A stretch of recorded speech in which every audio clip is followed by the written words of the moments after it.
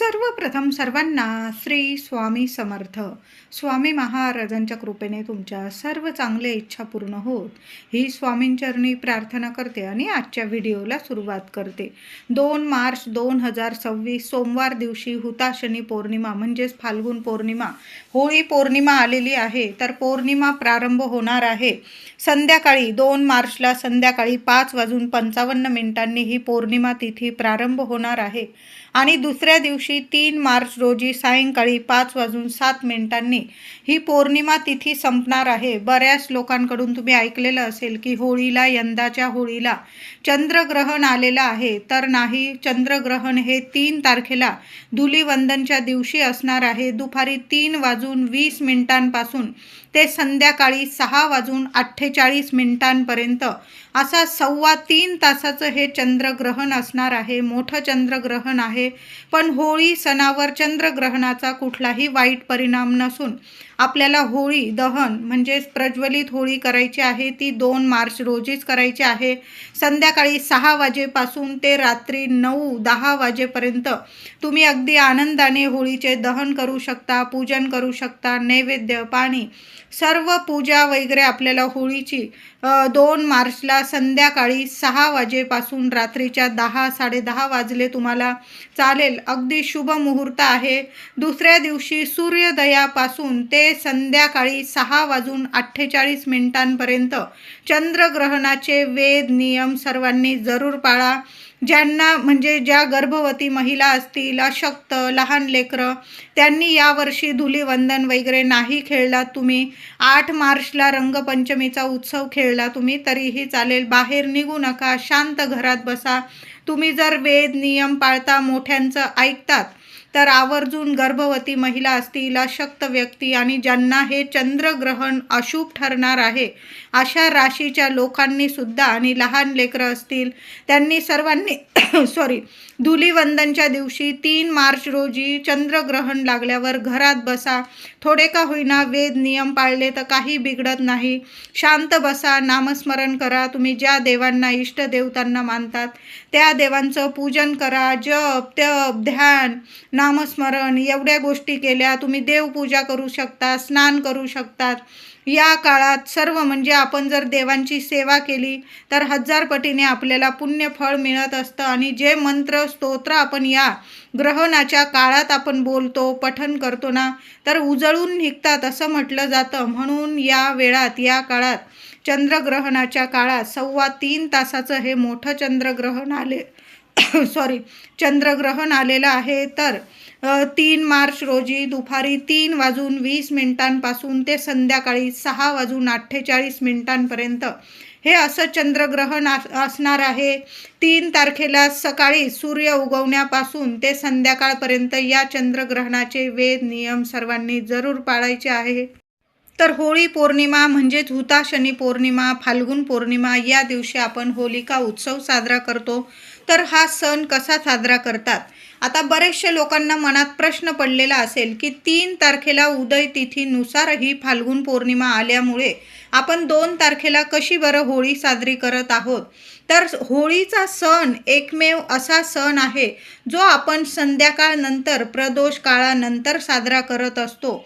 तर होळी पौर्णिमा ही 5:55 2 तारखेला 5:55 ही पौर्णिमा तिथी संध्याकाळी प्रारंभ होणार आहे आणि 3 मार्च रोजी संध्याकाळी 5:07 ही पौर्णिमा ही समाप्त होणार असल्यामुळे आपल्याला प्रदोष काळात 2 तारखेला 2 मार्च 2026 सोमवार दिवशीच होळीचं दहन करायचं आहे, उत्सव साजरा करायचा आहे. आणि तसं पण 3 तारखेला हे चंद्रग्रहण आल्यामुळे आपल्याला 2 तारखेलाच होळीचा सण साजरा करायचा आहे. तर हा सण अगदी शास्त्रानुसार पारंपरिकरित्या कसा साजरा करावा? तर या दिवशी अंगणातील थोडी जागा सारवून घ्यायची आहे. तुम्हाला जिथं होळी साजरी करायची आहे ती जागा थोडीशी सारवून घ्यायची आहे. त्याभोवती रांगोळी काढून घ्यायची. मध्यभागी शेणाच्या गौऱ्या, त्यात एरंडाची फांदी लावली जाते म्हणजे एरंडाचा एक दांडा उभा केला जातो. त्याच्या घराभोवती लाकडे गोवऱ्या रचल्या जातात, त्याची पूजा करायची, पुरणपोळीचा नैवेद्य दाखवायचा. त्याचबरोबर सगळे गाव मिळून गोवऱ्या लाकडे गोळा करून तुम्ही सार्वजनिक ठिकाणी होळीसुद्धा करू शकता. तिची सर्वांनी मिळून पूजा करावी. नंतर त्यात प्रत्येक कुटुंबाने एक नारळ जरूर अर्पण करायचा. आता नारळ अर्पण करताना कसा करायचा? महिलांनो, दादांनो, आपल्या घरातून एक नारळ घ्यायचा आहे आणि शेंडी आपल्या घरात आली पाहिजे, म्हणजे हातांच्या वर आली पाहिजे. अशा दोन्ही हातात तो नारळ पकडायचा. आपल्या घराच्या शेवटच्या खोलीपासून तो नारळ पकडायचा दोन्ही हातात. हा उपाय, ही सेवा महिला करू शकतात, पुरुष दादा करू शकतात, कुणीही केली तरीही चालेल. तो नारळ घ्यायचा. मनात तुमच्या ज्या इच्छा असतील, ज्या समस्या असतील, भगवान श्री हरी विष्णूंना तुम्हाला सांगायच्या आहे. संपूर्ण घरात तो नारळ फिरवून घ्यायचा आहे आणि सरळ जाऊन जळत्या होळीत तुम्ही तो नारळ अर्पण करायचा आहे. अशा पद्धतीने जर तुम्ही नारळ अर्पण केला ना, तर तुमच्या घरात ज्या अडीअडचणी असतील, तुमच्यावर काही संकट असेल, समस्या असतील, भगवान श्री हरी विष्णू एका क्षणात त्या समस्यातून मार्ग मिळवून देतील. सर्व समस्या नष्ट होईल. जसा जसा तो नारळ होळीत जळतो तशा तुमच्या सर्व समस्या नष्ट होतात, जळून खाक होतात. म्हणून प्रत्येकाने होळी पौर्णिमेला म्हणजेच होळीत एक नारळ जरूर अर्पण करावा. आता होळी का साजरी केली जाते बरं? छोटीशी कथा सांगते. हिरण्यकश्यपूचा मुलगा भक्त प्रल्हाद हा विष्णूंचा, भगवान श्री हरी विष्णूंचा लाडका भक्त होता. हिरण्यकश्यपूने त्यांचा छळ केला. प्रल्हादाने श्रीकृष्णांचे नाव घेऊ नये म्हणून हिरण्यकश्यपूने त्याला उंच कड्यावरून खाली फेकून दिले, खाली टाकले, उकळत्या तेलाच्या कढईत टाकले. तरीही भक्त प्रल्हादावर त्याचा काही एक परिणाम झाला नाही. तो तसाच्या तसा राहिला. शेवटी हिरण्यकश्यपूची बहीण म्हणाली, मला वर लाभल्यामुळे, मला आशीर्वाद लाभल्यामुळे अग्नीपासून मला कोणतेही भय नाही. मी जळणार नाही कधीच. मी प्रल्हादाला घेऊन अग्नीत बसते. त्याप्रमाणे हिरण्यकश्यपूची बहीण हुंडा प्रल्हादाला मांडीवर घेऊन अग्नीत बसली. सभोवती गोवऱ्या रचून पेटवले गेले. पण काय आश्चर्य, वर मिळालेली हुंडा अग्नीत जळून भस्म झाली, तर भक्त प्रल्हाद मात्र अग्नीतून सुखरूप बाहेर आला. जे वाईट होते ते जळून गेले, जे अस्सल होते ते तापवून शुद्ध बनले. प्रल्हादाची जणू ही अग्नी परीक्षाच होती. त्याच प्रसंगाची आठवण म्हणून होळी पेटवली जाते. बघा, होळीत जे वाईट आहे ते जळून खाक होतं आणि सत्याचाच विजय होतो. म्हणून होळीच्या दिवशी नक्की मनोभावे महिलांनो, दादांनो, पूजा करा. हळदी, कुंकू, फुलं, अक्षता वाहून होळीची पूजा करा. महिलांनो, एक दिवा मुलांची प्रगती व्हावी, मुलांवर कसलंही अकाली संकट येऊ नये म्हणून होळीजवळ तुम्ही एक दिवा लावू शकता. होळीची नीट पूजा करायची आहे. पाणी फिरवून तुम्हाला 3 प्रदक्षिणा घाला, 5 घाला, 7 घाला. होळीला पाणी फिरवून प्रदक्षिणा जरूर घाला. मुलांकडून सुद्धा ही सेवा करून घ्या. मनोभावे होळीला नमस्कार करायचा आहे आणि कुटुंबाकडून एक नारळ होळीला जरूर अर्पण करायचा आहे. आता होळीच्या दिवशी आपल्याला काही उपाय, तोडगे जरूर करायचे आहे. महिलांनो, दादांनो, जरूर करा. जे काही मागे संकट असेल, पीडा असेल, अडचणी असेल, संपूर्ण नष्ट होईल. होळीच्या पवित्र अग्नीत सगळ्या अडचणी संपून जातील, नष्ट होईल, जळून खाक होईल. कुणी शत्रू वगैरे विनाकारण त्रास देत असेल, नजर बाधा लावत असेल, काही बाहेरील बाधा वगैरे करण्याचा तुमच्यावर प्रयत्न करत असेल, जळून खाक होईल आणि भगवान श्री हरी विष्णूंची भरभरून कृपा होईल. असे काही उपाय आणि तोडगे जरूर करायचा आहे. तर होळी पौर्णिमा जरी संध्याकाळी प्रारंभ होणार आहे, तरी पण सकाळपासून उपाय तोडगे जरूर करा. तर होळी पौर्णिमेला लवकर उठायचं आहे आणि आंघोळीच्या पाण्यात, अगदी लहान लेकरांपासून सगळ्यांनी हा उपाय करा. आंघोळीच्या पाण्यात थोडंसं गंगाजल टाका, थोडंसं गोमूत्र टाका, थोडंसं खडं मीठ टाकायचं आहे आणि बारीकसा खडा तुरटीचा टाकायचा आहे. तुरटी इतकी प्रभावी असते की सगळी नकारात्मकता खेचून घेण्याची ताकद तुरटीमध्ये आहे आणि तुमचा चंद्र मजबूत बनवेल. तुरटी तुमचा शुक्र ग्रह मजबूत बनवेल आणि ज्याचा चंद्र शुक्र गुरु ग्रह मजबूत असतो त्याला या जगात लक्ष्मी मातेकडून सर्व काही इच्छित फलप्राप्ती होते. म्हणून या दिवशी होळी पौर्णिमेला सकाळीच हे आंघोळीचा उपाय जरूर करा. राहून गेला तर तुम्ही दुसऱ्या दिवशी 3 तारखेला सुद्धा याच वस्तू थोडं खडं मीठ, गंगाजल, तुमच्याकडं गोमूत्र असेल जरूर टाका आणि थोडंसं बारीकसा खडा तुरटीचा आवर्जून टाका. कितीही मोठा शत्रू असेल तुम्हाला विनाकारण त्रास देत असेल तुरटी या वस्तू पाण्यात टाकताना भगवान श्री हरी विष्णूंचं तुम्हाला नामस्मरण करायचं आहे आणि मग आंघोळीचा उपाय करायचा आहे. लहान लेकरांना सुद्धा तुम्ही उपाय करू शकता. हा महिलांनो, होळीच्या दिवशी आणि दुसऱ्या दिवशी चंद्रग्रहण आहे त्या दिवशी सुद्धा एक पवित्र पाणी आपल्या घरात दारात शिंपडून द्यायचं आहे. काय करायचं आहे? आंघोळीनंतर हा उपाय करा. थोडंसं पाणी घ्यायचं आहे, चिमूटभर हळद टाकायची आहे, गोमूत्र टाका, गंगाजल टाका, गुलाबजल टाका.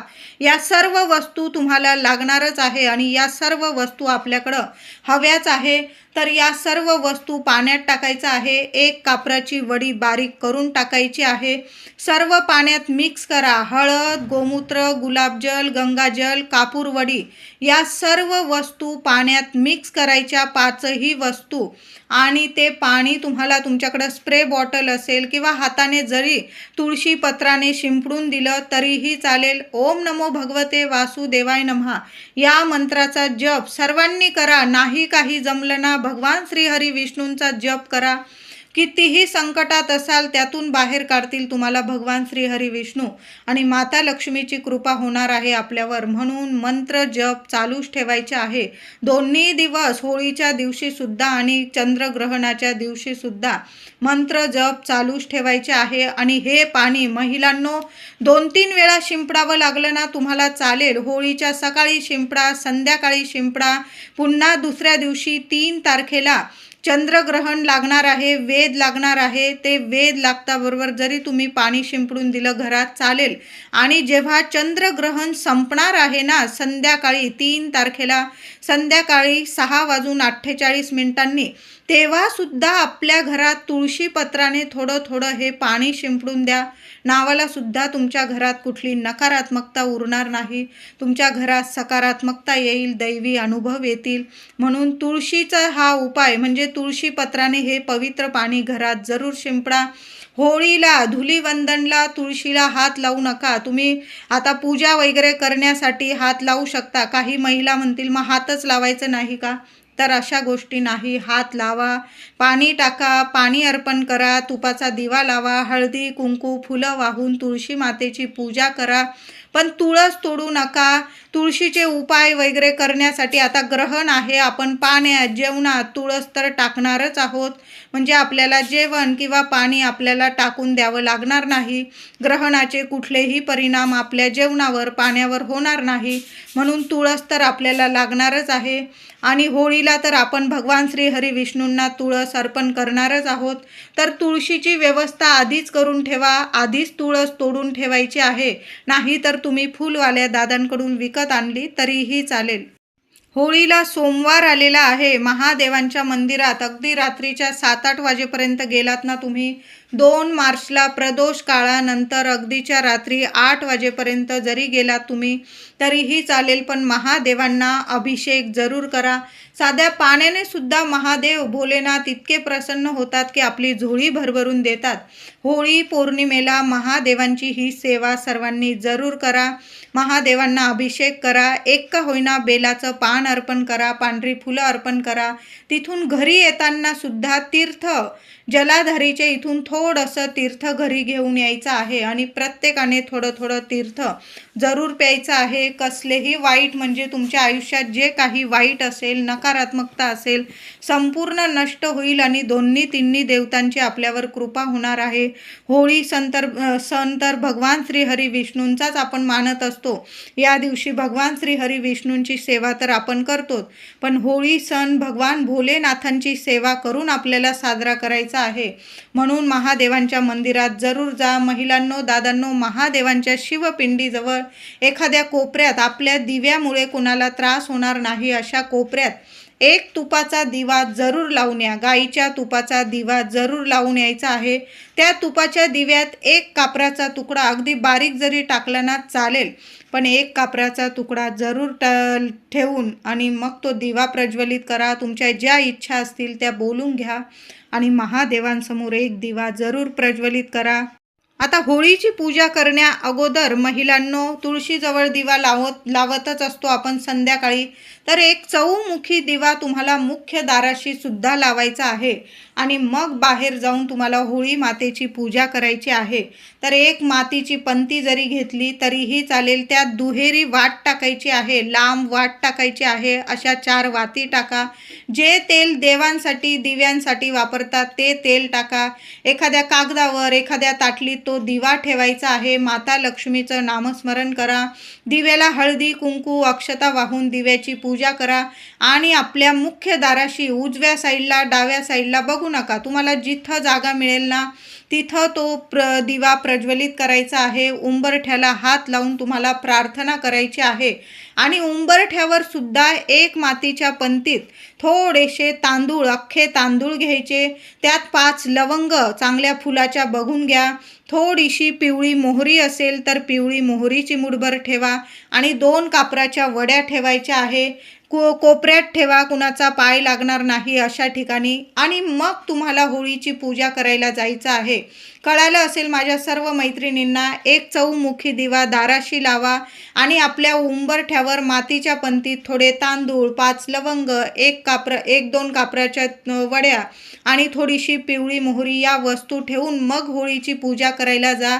होळी मातेची पूजा करून आल्यानंतर घरात तुम्ही याल तर तेव्हा आपल्या उंबरठ्यावर या वस्तू तुम्हाला जाळून टाकायच्या आहे.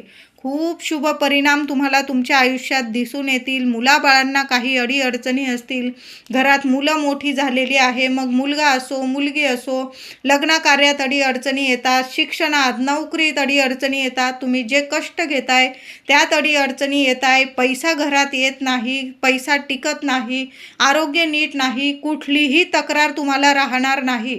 सर्व तुमच्या म्हणजे मनातल्या इच्छा पूर्ण होणारा हा उपाय आहे. होळीची पूजा करण्या अगोदर उंबरठ्यावर या वस्तू ठेवा आणि होळीची पूजा करून आल्यानंतर त्या वस्तू उंबरठ्यावर येण्या जाण्याच्या रस्त्यात उंबरठ्यावर जाळून टाकायच्या आहे. 2 मिनटं कुणाला ये जाय करायला लावू नका. त्या वस्तू जाळून टाकायच्या आहे. नंतर त्या वस्तू तुम्ही निर्माल्यात टाका. पुन्हा ती पंती तुम्ही वापरू शकतात. सुंदर उपाय आहे. अनुभव नक्की येईल सोन्यासारखे तुम्हाला. महिलांनो, करून तर बघा. होळी पौर्णिमेला माता लक्ष्मी आपली कुलस्वामिनी असेल, तुम्ही त्या फोटो असेल माता लक्ष्मीचा किंवा तुमच्या कुलस्वामिनीचा, श्रीयंत्र असेल, टाक असेल, त्यावर कुंकुमार्चन जरूर करा. उद्या फाल्गुन पौर्णिमा म्हणजेच होळी पौर्णिमा, वर्षाची मोठी पौर्णिमा आहे. एक हळदीचं स्वस्तिक घरात या ठिकाणी महिलांनो जरूर काढायचं आहे. तर काय करायचे आहे, थोडीशी हळद घ्यायची आहे. देवांना जी हळद वापरतो ती हळद घ्यायची. त्यात थोडंसं गोमूत्र टाका, थोडंसं गुलाबजल टाका, नसेल साधं पाणी जरी टाकलं तुम्ही चालेल. आणि एक स्वस्तिक मुख्य दरवाजावर काढायचा आहे तुम्हाला. दरवाजा स्वच्छ पुसून घ्या. आधीचं स्वस्तिक असेल तुम्ही ते काढून टाकलं, पुसून टाकलं आणि नवीन स्वस्तिक काढलं, अतिशय उत्तम. लक्ष्मी प्राप्ती, धनप्राप्तीसाठी हा उपाय अतिशय महत्त्वाचा आहे. हळद श्रीहरी विष्णूंना खूप प्रिय आहे आणि जेव्हा पौर्णिमेला आपण असं मुख्य दरवाजावर स्वस्तिक काढतो हळदीने तर खूप प्रभावी ठरतं. घरातल्या पैशांच्या समस्या संपून जातील. आता हे हळदीचं स्वस्तिक असंच काढू नका महिलांनो. ओम श्रीम नमः, ओम श्रीम नमः या मंत्राचा जप करत करत तुम्हाला हळदीचं स्वस्तिक आपल्या मुख्य दरवाजावर काढायचं आहे. उद्या आवर्जून आपल्या मुख्य उंबरठ्यावर सुद्धा हळदीचं लेपन करायचं आहे. हळदीचं लेपन करताना सुद्धा माता लक्ष्मीचा हाच बीज मंत्र म्हणायचा आहे. ओम श्रीम नमः, ओम श्रीम नमः.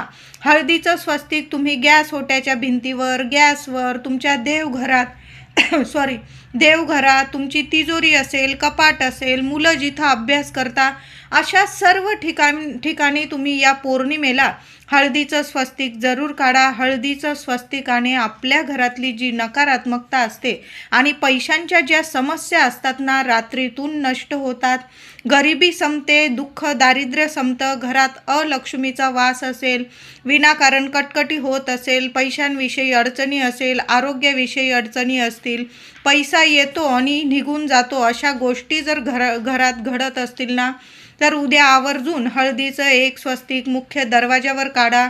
आणि तुम्हाला बाकी ठिकाणी मी सांगितलंच त्या ठिकाणी सुद्धा तुम्ही एक स्वस्तिक काढू शकता. स्वस्तिक तेव्हाच पूर्ण होतं जेव्हा स्वस्तिकच्या आजूबाजू आपण 2-2 रेषा देत असतो. तर अशा पद्धतीने छान असं हळदीचं स्वस्तिक काढायचं आहे. आणि विड्याच्या पानांचा सुद्धा उद्या उपाय करायचा आहे. संध्याकाळी जेव्हा होळी पेटवतील तुमच्या घराजवळ, तेव्हा आपण एक नारळ तर अर्पण करणारच आहोत. त्याचबरोबर 2 विड्याची पानं घ्यायची आहे देठाची बघून. त्यावर तुम्हाला 5 किंवा 7 बत्तासे ठेवायचे आहे. 5 ठेवले तरीही चालेल. त्याचबरोबर त्या विड्याच्या पानांवर तुम्हाला 2 लवंग ठेवायचे आहे.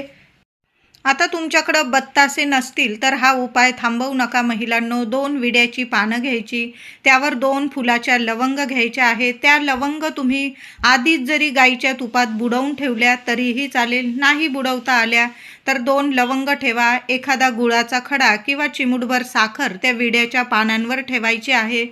तुमच्या मनातली इच्छा बोलायची आहे. दोन्ही हातात ते विड्याचं पान घ्या, त्यावर त्या वस्तू नीट ठेवा आणि तुमची इच्छा बोलून, तुमच्या समस्या बोलून ती विड्याची पानं तुम्हाला होळीत प्रज्वलित करायची आहे.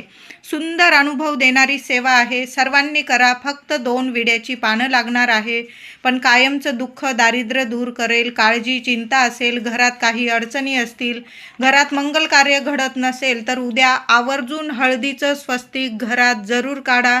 5 आंब्याची पानं जर असतील तुमच्याकडं तर डहाळी किंवा तोरण लावता आलं. होळी पौर्णिमा आहे, मोठी पौर्णिमा आहे. मुख्य दाराला 5 आंब्याची पानं जरूर लावा. आंब्याच्या पानांना सुद्धा थोडीशी चिमूटभर हळद कुंकू लावा. माता लक्ष्मी नारायणांचं नामस्मरण करा.